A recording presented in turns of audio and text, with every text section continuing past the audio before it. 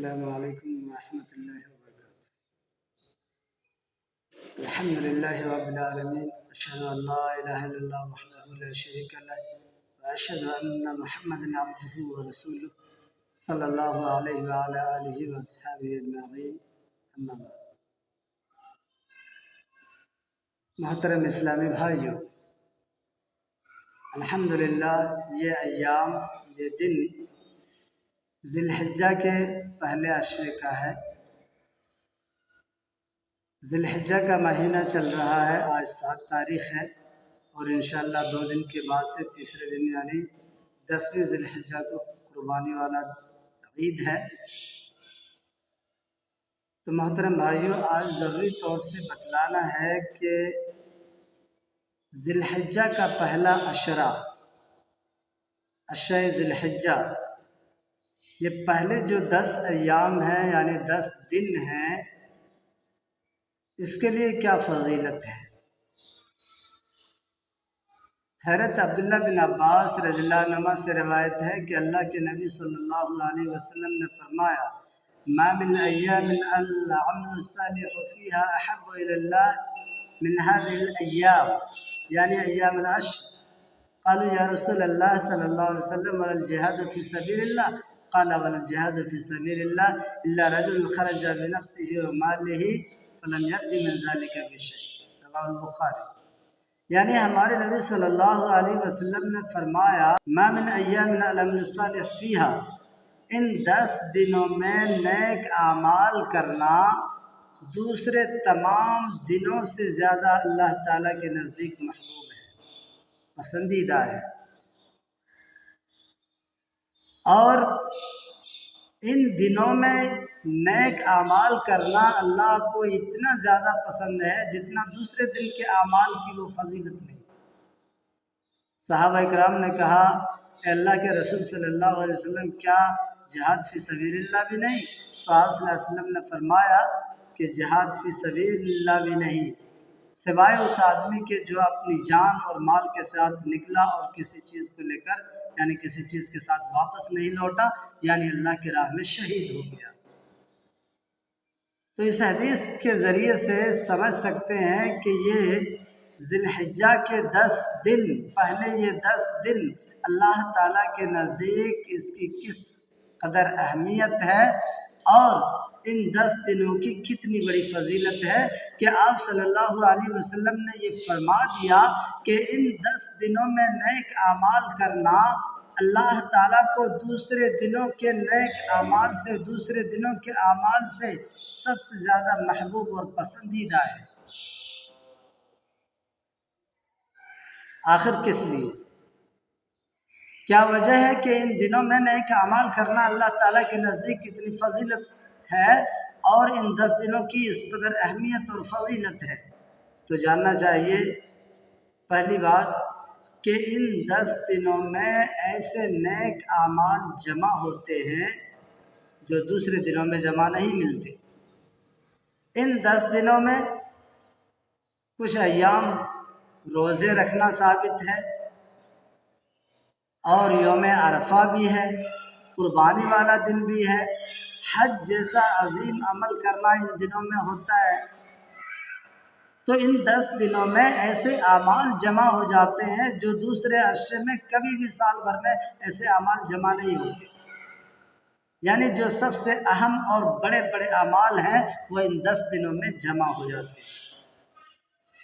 بعض ازواج مطہرات رضی اللہ عنہم سے روایت ہے کہ اللہ کے نبی صلی اللہ علیہ وسلم روزہ رکھا کرتے تھے 9 ذی الحجہ اور یوم عاشوراء کا، اور ہر مہینے 3 دن۔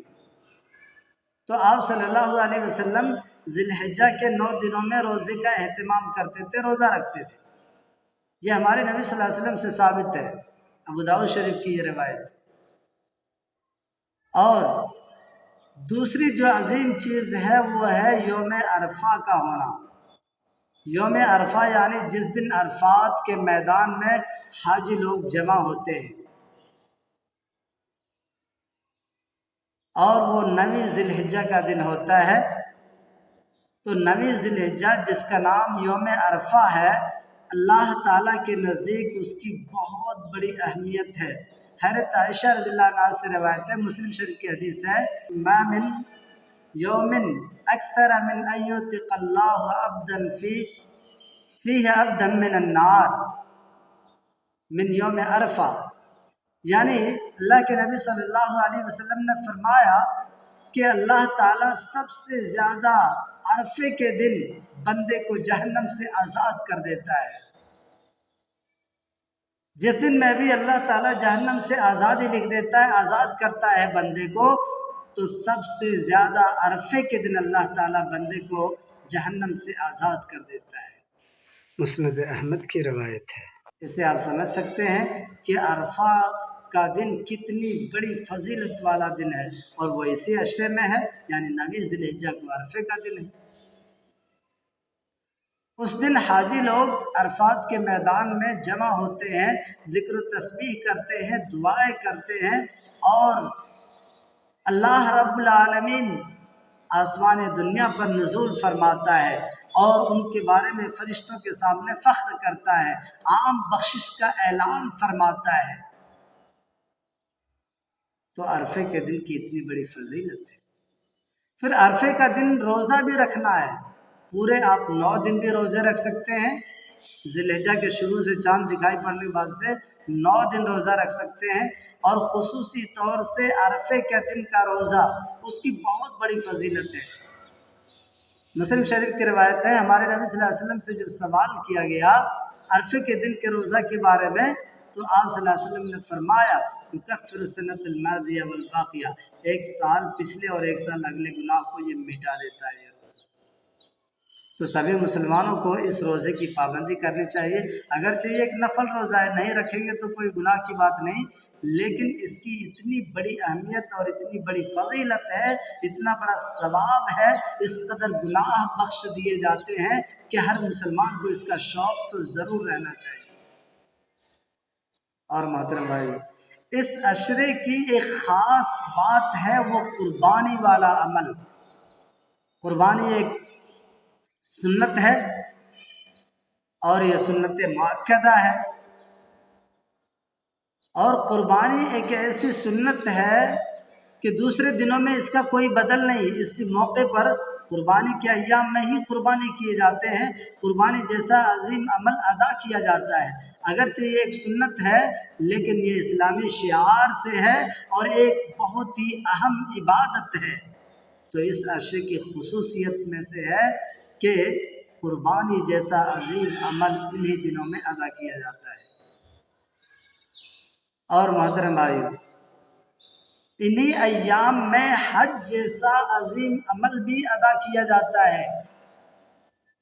حج جو کہ اسلام کے ارکان میں سے ایک اہم رکن ہے، وہ انہی دنوں میں ادا کیا جاتا ہے۔